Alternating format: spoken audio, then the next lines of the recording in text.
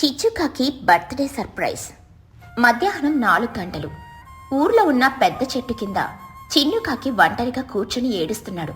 అటుగా ఆడుకుంటూ వచ్చిన బన్ను చిలుక, బుజ్జి పిచ్చుక వాడిని చూశారు.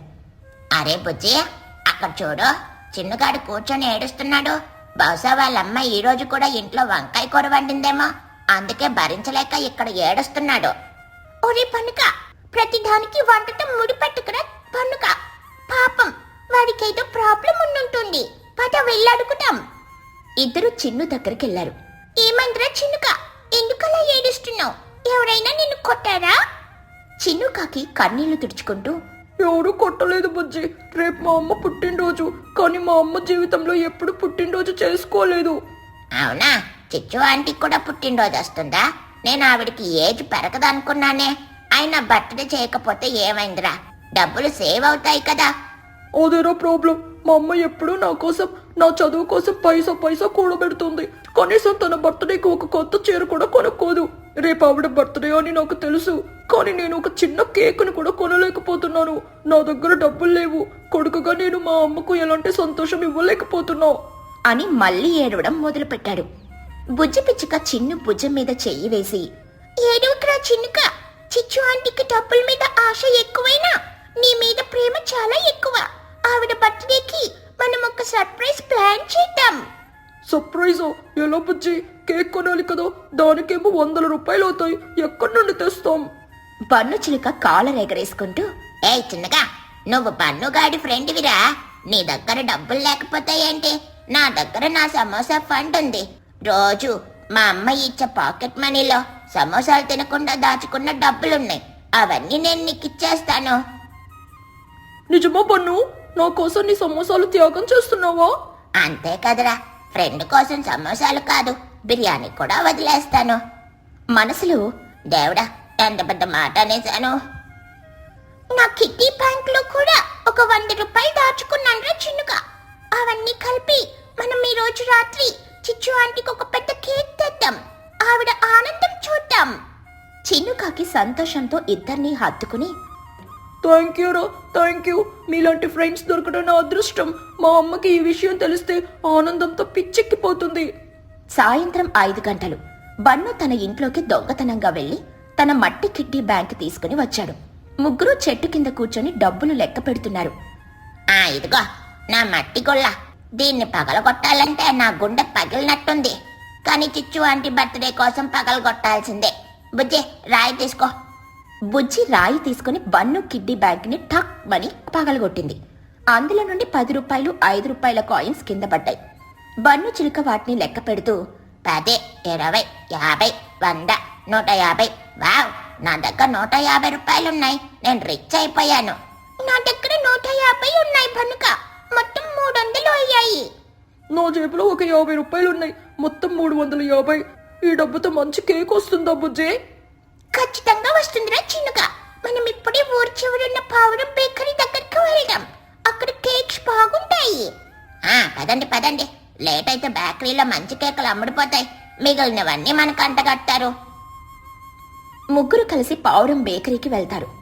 అక్కడ అద్దాల వెనుక రంగురంగుల కేకుల్ని చూసి బన్నుగాడి నోట్లో నీళ్లూరుతున్నాయి.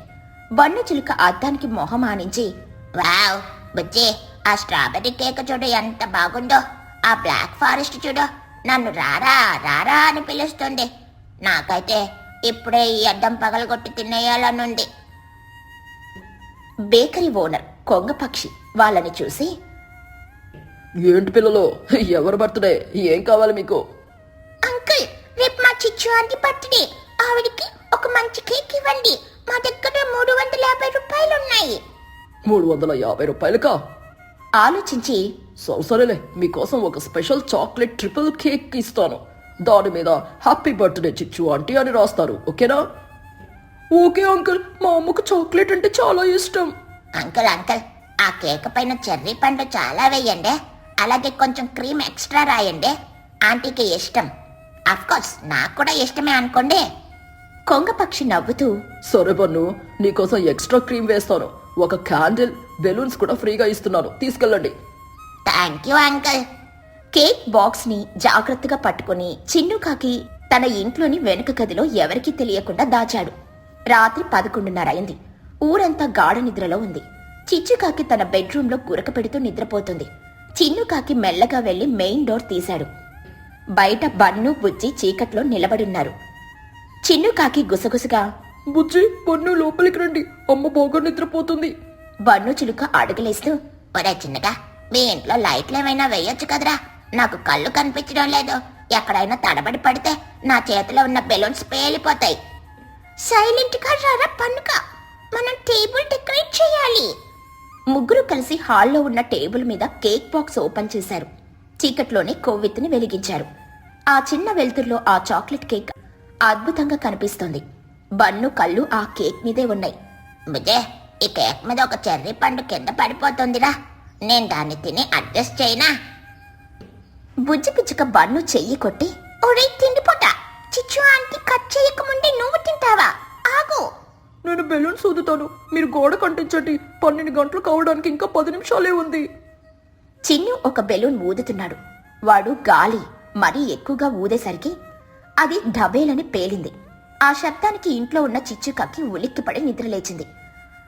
కళ్ళు నులుముకుంటూ, అమ్మా ఏంటా సౌండ్? గ్యాస్ సిలిండర్ పేలిందా, లేక ఇంట్లోకి దొంగలు వచ్చారా? హాల్లో ఎవరో మాట్లాడుకుంటున్నారు. ఖచ్చితంగా దొంగలే, నా డబ్బులు పెట్టి కొట్టేయడానికే వచ్చారు.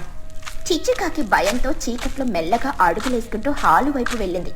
చిచ్చుకాకి తనలో తాను, ఈ రోజు ఆ దొంగల కాళ్ళు ఇరగొడతా, నా డబ్బుల మీదే కన్నేస్తారా? హాల్లో పిల్లల ముగ్గురు కొవ్వొత్తిని వెలిగించి చిచ్చుకాకిని లేపడానికి రెడీ అవుతున్నారు. కరెక్ట్గా అప్పుడే హాల్లో క్లాక్లు 12 గంటలు కొట్టింది. ఢంగ్ ఢంగ్ ఢంగ్. చిచ్చుకాకి అక్కడే ఉన్న ఒక స్విచ్ని ఆన్ చేసింది. గట్టిగా అరుస్తూ, ఏ దొంగలరా, కదలకండి, నా ఇంట్లోకి వస్తారా, మిమ్మల్ని చంపేస్తా.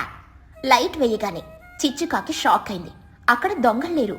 బదులుగా ఒక అందమైన చాక్లెట్ కేక్, వెలుగుతున్న కొవ్వొత్తి, రంగురంగుల బెలూన్స్తో తన కొడుకు చిన్ను, వాడి ఫ్రెండ్స్ బన్ను బుజ్జి నిలబడున్నారు. ముగ్గురు ఒకేసారిగా గట్టిగా సంతోషంగా, happy birthday to you aunty, happy birthday to you aunty, happy birthday to you my dear mummy, happy birthday to you, happy birthday to you, happy birthday to you, happy birthday to you my dear Chichu aunty, happy birthday to you. ఆ పాట వినగానే చిచ్చుకాకి చేతిలో ఉన్న కర్ర జారి కింద పడింది. ఆమె కళ్ళు ఆశ్చర్యంతో విప్పాడాడాయి. జీవితంలో ఎప్పుడు ఊహించని సర్ప్రైజ్ ఇది. చిచ్చుకాకి నమ్మలేనట్లుగా, ఏంటిది కేక, నా కోసమా, బర్త్డేనా? చిన్నుకాకి పరిగెత్తుకుంటూ వెళ్లి అమ్మని హత్తుకుని, అవునమ్మా, హ్యాపీ బర్త్డే. నువ్వెప్పుడు నా కోసం కష్టపడతావు, కానీ నీ పుట్టినరోజు కూడా జరుపుకోలేవు కదా, అందుకే నేను బన్ను బుజ్జి కలిసి ఈ కేక్ తెచ్చాం. అవునంటే ఇది నా సమోసా ఫండ్తో కొన్న కేకు, మీరు దీన్ని త్వరగా కట్ చేయండి. నా సమోసాలు ఈ కేక్ రూపంలో నన్ను పిలుస్తున్నాయి. ఆంటీ, ఈ రోజు నుండి మీరెప్పుడు మీ బర్త్డేకి ఏడవకూడదు, మేము మీతోనే ఉంటాం, హ్యాపీ బర్త్డే. పిల్లల మాటలు వినేసరికి చిచ్చుకాకి గుండె కరిగిపోయింది. ఇన్నాళ్ళు తమ ఊర్లో అందరితో గొడవ పడుతూ పిసినారిగా బ్రతికిన విషయం గుర్తొచ్చింది. కానీ ఈ పిల్లలు తనను ఎంతగా ప్రేమిస్తున్నారో అర్థమైంది. ఆమె కళ్ళల్లో నుండి ఆనంద బాష్పాలు జలజల రాలాయి. చిచ్చుకాకి ఏడుస్తూ పిల్లలందర్నీ దగ్గరికి తీసుకుని, ఒరే నా బంగారు కొండలారా, నేను మీకెప్పుడు కోపమే చూపించాను. మంచినీళ్ళు అడిగినా ఇవ్వని పిసనార్ని నేను, కానీ మీరు నా మీద ఇంత ప్రేమ చూపించి మీరు దాచుకున్న డబ్బులతో నాకు కేక్ తెచ్చారా? నా జీవితంలో నేను పొందిన అతి పెద్ద ఆస్తి ఇదేరా. నేను చాలా అదృష్టవంతురాల్ని. అంటే మీరు ఏడిస్తే మేకప్ పోతుంది, ప్లీజ్ ముందు కేక్ కట్ చేయండి, ఆ కొవ్వొత్తి కరిగిపోయి కేక్ లో పడుతుంది. అందరూ నవ్వుకున్నారు.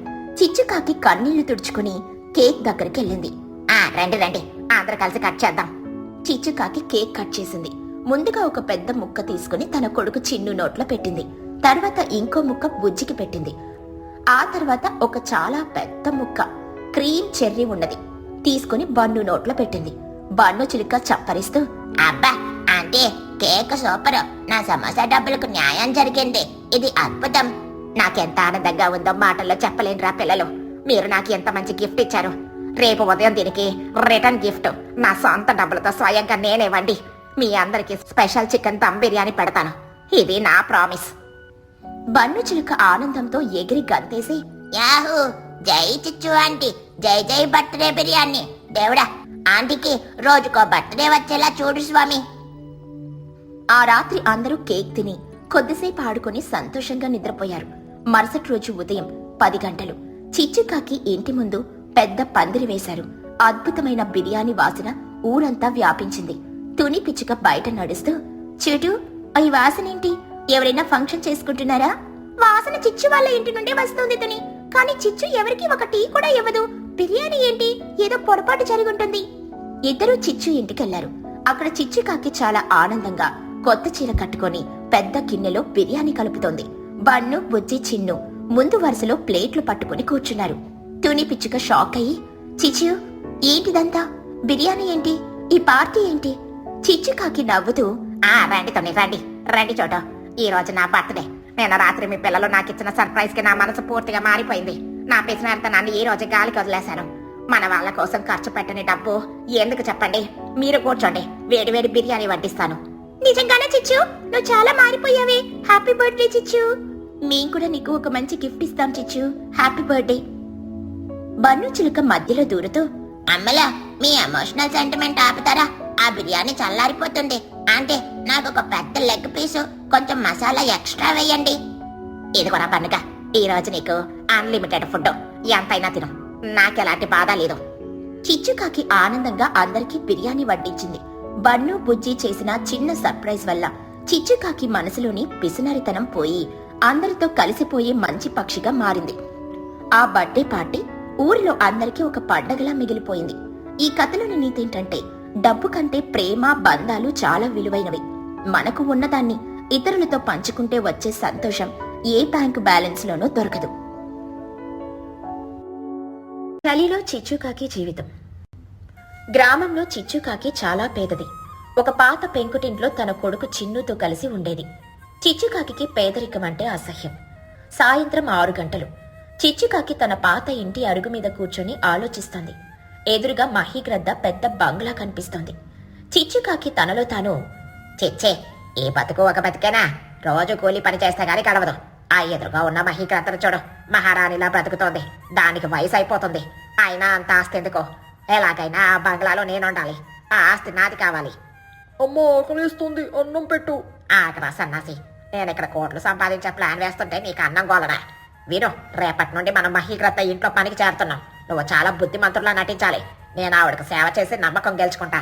ఆ తర్వాత ఆస్తి మొత్తం నాది. అమ్మో, అది తప్పు కదా. వేరే వాళ్ళ ఆస్తి మనకెందుకు? మన కష్టంతో బతుకుతాం. నీకేం తెలీదు నోర్మై.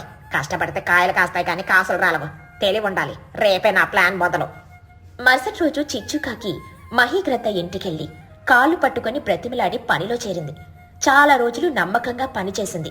ఒకరోజు మహీగ్రద్దకు జ్వరం వచ్చింది. అయ్యా మహిగారు, మీరెలా ఉంటే నా ప్రాణం విలవల్లాడిపోతుంది. మీ సొంత వాళ్ళు ఎవరో దగ్గర లేరు. ఆతోనే ఎప్పుడో సిటీకి వెళ్ళింది. మిమ్మల్ని చూసుకోవడానికి నేనున్నాను కదా. నిజమే చిచ్చు, నువ్వు సొంత చెల్లిలా సేవ చేస్తున్నావు. నీ రుణం ఎలా తీర్చుకోవాలో. రుణం ఎందుకులేండి. అన్నట్లు డాక్టర్ గారు మీ ఆరోగ్యం బాగాలేదన్నారు.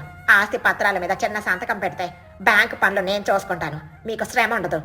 అలాగే చిచ్చు, నీ మీద నాకు పూర్తి నమ్మకం ఉంది. ఎక్కడ సంతకం పెట్టాలి? అమాయకురాలైన మహి చిచ్చు తెచ్చిన పేపర్ల మీద సంతకం పెట్టింది. అవి ఆస్తి బదలాయింపు పత్రాలని ఆమెకు తెలియదు. చిచ్చుకాకి పేపర్లు తీసుకుని వికటంగా నవ్వుతూ, అయిపోయింది. ఇక ఈ ఆస్తి నాది, ఈ బంగ్లా నాది. మహిగారు సారీ, ఇక మీరు ఈ ఇంట్లో ఉండడానికి వీల్లేదు. ఇది నా ఇల్లు. మహిగ్రద్ద షాక్ అయ్యి, ఏంటి చిచ్చు, ఏం మాట్లాడుతున్నావు? ఇది నా ఇల్లు. కాదు కాదు, ఇంకా పేపర్లు, నీ వేలి ముద్రలు. చట్ట ప్రకారం ఇది నాది. Get out. చిచ్చుకాకి నిర్దాక్షిణంగా మహిని మెడ పట్టుకుని బయటికి గెంటేసింది. మహి ఏడ్చుకుంటూ ఊరి గుడిలో తలదాచుకుంది. చిచ్చుకాకి ఆ బంగ్లాలో దర్జాగా సెటిల్ అయింది. కొన్ని రోజులు గడిచే చిచ్చుకాకి ధనవంతురాలిగా ఊర్లో తిరుగుతుంది. అప్పుడే సిటీ నుండి తుని పిచ్చుకొచ్చింది. విషయం తెలుసుకుని రగిలిపోయింది. తుని పిచ్చుక చిచ్చు ఇంటికెళ్లి గట్టిగా, చిచ్చు, బయటికి రా. ఎంత ధైర్యం నీకు? మా అమ్మ అమ్మాయికత్వాన్ని ఆసరాగా చేసుకుని ఆస్తి కాజేస్తావా? చిచ్చుకాకి గర్వంగా, ఆహా, వచ్చావతోనే ఇప్పుడు అడిచి లాభం లేదు. పేపర్లో నా దగ్గర ఉన్నాయి. నువ్వేం పీకలేవు. చూద్దాం. నీకు చట్టం తెలిసేమో, నాకు న్యాయం తెలుసు. ఊరి జనాలను పిలిచి పంచాయతీ పెడదాం. పంచాయతీలో తుని పిచ్చుక తన తెలివితేటలతో చిచ్చుకాకి చేసిన ప్రోర్జరీని మోసాన్ని బయటపెట్టింది. చిచ్చుకాకి సంతకం పెట్టించుకునేటప్పుడు చేసిన తప్పులను సాక్ష్యాలతో సహా చూపించింది. చిచ్చుకాకి చేసింది నేరం. ఆస్తి పత్రాలు రద్దు చేస్తున్నాం. ఈ ఆస్తి మళ్ళీ మహిగాడిదే. చిచ్చుకాకి నీ బంగ్లా నుండి, ఆ పెంకుటింటి నుండి కూడా వెలివేస్తున్నాం. ఆమె ఊరి చివర బ్రతకాలి. ఛీ, మోసగద్ద, తరిమెయ్యండి. చిచ్చుకాకిని అందరూ కలిసి బంగ్లాలో నుండి గెంటేశారు. ఉన్నదంతా పోగొట్టుకుని చిచ్చుకాకి తన కొడుకు చిన్నుతో కలిసి ఊరి చివర ఒక పాడుపడిన స్థలంలో చిన్న గుడిసె వేసుకుని ఉండాల్సొచ్చింది. రోజులు గడిచాయి. చలికాలం మొదలైంది. ఆ సంవత్సరం చలి పులిలా విరుచుకుపడుతోంది. సాయంత్రం 5 గంటలకే మంచు కురుస్తోంది. చిచ్చుకాకి గుడిసెలో కనీసం తలుపులు కూడా సరిగ్గా లేవు. చిన్నుకాకి గజగజ వణుకుతూ, అమ్మో, చలి చంపేస్తుందమ్మా, నాకు భయం వేస్తుంది. మనకు కప్పుకోవడానికి దుప్పటి కూడా లేదా? చిచ్చుకాకి కన్నీళ్లతో, లేదురా చిన్నగా, మన దగ్గర ఏమీ లేదు. ఆస్తి పోయింది, పరువు పోయింది. ఇప్పుడు ఈ చలిలో దిక్కు లేకుండా ఉన్నాం. అమ్మో, ఆకలిస్తుంది. ఉదయం నుండి ఏం తినలేదు. ఏదైనా ఉంటే పెట్టవా? బియ్యం గింజ కూడా లేదురా. అంత నా పాపమే. నేను చేసిన తప్పుకి నిన్ను శిక్షిస్తున్నాను. ఉండు, నేను ఊర్లోకి వెళ్ళి ఎవరినైనా అడిగి తెస్తాను. వద్దమ్మా, ఊరి వాళ్ళు నిన్ను తిడతారు. వెళ్ళకు. పర్లేదురా, నీకోసం తిట్లైనా పడతాను. ఆకలితో నిన్ను చూడలేదు. చిచ్చుకాకి ఆ చలిలో ఊర్లోకి బయలుదేరింది. చిచ్చుకాకి మొదట చోటు చిలుక ఇంటికి వెళ్ళింది. తలుపు కొట్టింది. ఆ చోటో తలుపు తీయవా? మా చిన్ను ఆకలితో ఉన్నాడు. కొంచెం అన్నం ఉంటే పెట్టవా? చోటు చిలుక తలుపు తీసి కోపంగా, ఎవరిది? ఓహో, మహారాణి గారా? ఆ ఆస్తిపరురాలు అడుక్కోడానికి వచ్చిందా? నిన్నటిదాకా దర్జాగా బతికావు కదా, ఇప్పుడు అడుక్కుంటున్నావా? సిగ్గులేదు, పో ఇక్కడ నుండి. చోటు తలుపు గట్టిగా వేసేసింది. చిచ్చుకాకి ఏడుస్తూ పక్కనే ఉన్న లూసీ పౌరం ఇంటికి వెళ్ళింది. ఆ లూసీ, ప్లీజ్, నా కోసం కాదు, నా కొడుకు కోసం. వాడు చలికి వణికిపోతున్నాడు. పాత దుప్పటుంటే ఇయ్యవా? దుప్పటి కావాలా? నువ్వు మహి ఆంటీని మోసం చేసి ఇల్లు లాక్కున్నప్పుడు ఆవిడ చలిలో ఎంత బాధపడిందో గుర్తుందా? అప్పుడు నీకు జాలి లేదు. ఇప్పుడు నీ మీద మాకు జాలి ఎందుకు కలగాలి? వెళ్ళు, నీ మొహం చూస్తేనే పాపం తగులుతుంది. ఊరంతా చిచ్చుకాకిని చీకొట్టారు. ఎవరూ పిడికిడి అన్నం కూడా పెట్టలేదు. చిచ్చుకాకి నిరాశతో చలికి వణుకుతూ రోడ్డు మీద నడుస్తోంది. అప్పుడు ఆమెకు దూరంగా ఒక ఇంటి నుండి వెలుతురు కనిపించింది. అది తుని పిచ్చుక ఇల్లు. చిచ్చుకాకి తనలో తాను, టోనీ ఇల్లు. అక్కడికి వెళ్తే నన్ను చంపేస్తారు. నేను వాళ్ళ అమ్మని మోసం చేశాను, కానీ వేరే దారి లేదు. నా కొడుకు ప్రాణం ముఖ్యం. చిచ్చుకాకి భయపడుతూనే తుని ఇంటి గేటు దగ్గరికెళ్లి నిలబడింది. లోపల తుని, బుజ్జి, మహీగ్రద్ద హాయిగా మంట వేసుకుని కూర్చొనున్నారు. చిచ్చుకాకి వణుకుతున్న గొంతుతో, అమ్మగారు, మహిగారు, తుని పిచ్చుక, మహీగ్రద్ద తిరిగి చూశారు. గేటు దగ్గర దీనంగా నిలబడి ఉన్న చిచ్చుని చూసి ఆశ్చర్యపోయారు. ఏంటి చిచ్చు, ఎందుకొచ్చావు? మళ్ళీ ఏదైనా ప్లాన్ వేశావా? చిచ్చుకాకి వెంటనే తుని కాళ్ళ మీద పడింది. బోరున ఏడ్చింది. లేదమ్మా, లేదు. నాకు బుద్ధి వచ్చింది. నేను చేసిన పాపానికి తగిన శాస్తి జరిగింది. ఊరంతా నన్ను వెలివేశారు. తినడానికి తిండి లేదు, కప్పుకోవడానికి గుడ్డ లేదు. నా కొడుకు చిన్ను చలికి గడ్డ కట్టిపోయేలా ఉన్నాడు. వాణ్ణి చూస్తుంటే నా గుండె తరుక్కుపోతుంది. నన్ను కొట్టండి, చంపండి, కానీ నా కొడుక్కి కొంచెం అన్నం, ఒక దుప్పటి ఇవ్వండి. మీ కాళ్ళు మొక్కుతాను. చిచ్చుకాకి ఏడుపు చూసి మహీగ్రద్ద మనసు కరిగిపోయింది. ఆమెకు కోపం కంటే జాలెక్కువ. తుని, చూడు దాని పరిస్థితి. పాపం చలికి ఎలా వణుకుతోందో. తప్పు చేసింది నిజమే, కానీ ఇప్పుడు పశ్చాత్తాపడుతుంది కదా. చిన్ను పాపం చాలా మంచివాడు. వాడు ఆకలితో ఉన్నాడంట. తుని పిచ్చుక నిట్టూర్చి, సరే చిచ్చు, ఏడవకు. నువ్వు చేసిన పనికి నిన్ను క్షమించకూడదు, కానీ ఒక తల్లిగా నీ బాధను నేను అర్థం చేసుకోగలను. నీలాంటి వాళ్లకు సాయం చేయడం కూడా తప్పే, కానీ ఆ పసివాడి కోసం చేస్తున్నా. బుజ్జి, లోపలికెళ్ళి 2 దుప్పట్లు, వేడివేడి అన్నం, కూర తీసుకొనిరా. బుజ్జి వెళ్లి సామాన్లు తెచ్చింది. తుని వాటిని చిచ్చు చేతిలో పెట్టింది. ఇదిగో చిచ్చు, ఇది తీసుకుని వెళ్ళు. ఇంకెప్పుడు దురాశకు పోకు, కష్టపడి బ్రతుకు. చిచ్చుకాకి కన్నీళ్లతో, ధన్యవాదాలు. మీరు ఈ జన్మలో తీర్చుకోలేను. నన్ను దేవతలా ఆదుకున్నారు. ఇంకెప్పుడు తప్పు చేయను. చిచ్చుకాకి ఆ మూట పట్టుకుని పరుగు పరుగున తన గుడిసె వైపు వెళ్ళింది. చిచ్చుకాకి గుడిసెలోకొచ్చింది. చిన్ను మూలన ముడుచుకుని పడుకునున్నాడు. చిచ్చు వెంటనే వాడికి దుప్పటి కప్పింది. లేపి అన్నం తినిపించింది. చిన్నుకాకి అన్నం తింటూ కొంచెం ప్రాణం తెచ్చుకొని, అమ్మో, ఈ దుప్పటి చాలా వెచ్చగా ఉంది. ఈ అన్నం కూడా చాలా రుచిగా ఉంది. ఇవి ఎవరిచ్చారమ్మా? ఊర్లో ఎవరు మనతో మాట్లాడరు కదా? చిచ్చుకాకి తలదించుకొని, ఇవి మహి అమ్మగారు, తుని ఆంటీ ఇచ్చారా? చిన్నుకాకి షాక్ అయ్యి తినడం ఆపి, ఏంటి, మహి అమ్మగారు? తుని ఆంటీనా? అవునరా. చూసావా అమ్మా, నువ్వు ఎవరినైతే మోసం చేసావో, ఎవరు ఆస్తినైతే దొంగలించావో, ఎవరినైతే ఇల్లు లేకుండా గెట్టేసావో, వాళ్ళే ఈ రోజు మన ప్రాణాల్ని కాపాడరు. వాళ్ళ మనసు ఎంత గొప్పది, నీ మనసు ఎంత చిన్నది. చిచ్చుకాకి ఏడుస్తూ నిజమేరా చిన్నుగా నేను తప్పు చేశాను. అమ్మో, నువ్వు సంపాదించిన ఆస్తి మనకు ఆనందాన్ని ఇవ్వలేదు, కానీ వాళ్ళిచ్చిన ఈ దుప్పటి ఈ పిడికడు అన్నం మనకు ప్రాణం పోసాయి. నేను నీకు ఎన్నిసార్లు చెప్పానా అమ్మా, తప్పు చేయొద్దు, పాపం తగులుతుంది అని. నువ్వు నా మాట విన్నావా? వినలేదు. అందుకే మనకు ఈ గతి పట్టింది. ఇప్పటికైనా మారమ్మా. కొడుకు మాటలో చిచ్చుకాకి గుండెల్లో గుచ్చుకున్నాయి. చిన్న పిల్లాడికి ఉన్న ధర్మం నీతి తనకు లేకపోయింది అని కుమిలిపోయింది. నిజమేరా నాన్న, నేను రాక్షసిని, నా కళ్ళు మూసుకుపోయాయి. కానీ ఈ చలికాలం నాకు బుద్ధి చెప్పింది. ఆస్తి ముఖ్యం కాదు, మంచితనం ముఖ్యమని తెలిసింది. రేపటి నుండి నేను కష్టపడి పని చేస్తాను. న్యాయంగా బతుకుదాం. అదే నాకు కావాలమ్మా. ఆకలితో ఉన్నా పర్లేదు, కానీ తలదించుకుని బతకొద్దు. తల్లి కొడుకులు ఒకరినొకరు హత్తుకున్నారు. బయట చలిగాలి వీస్తున్నా ఆ గుడిసెలో మాత్రం పశ్చాత్తాపం అనే వెచ్చదనం నిండింది. ఇక మరుసటి రోజు నుండి చిచ్చుకాకి మనిషిగా మారింది. ఎవరిని మోసం చేయకుండా కష్టపడి చిన్న చిన్న పనులు చేస్తూ బతుకుతోంది. మహి తుని ఆమెలోని మార్పును గమనించి మళ్లీ ఆదరించారు. ఈ కథలోని నీతేంటంటే, మోసం చేసి సంపాదించింది నిలబడదు. ఆపదలో ఆదుకునే గుణమే నిజమైన ఆస్తి. తప్పు తెలుసుకుని మారడమే మనిషి లక్షణం.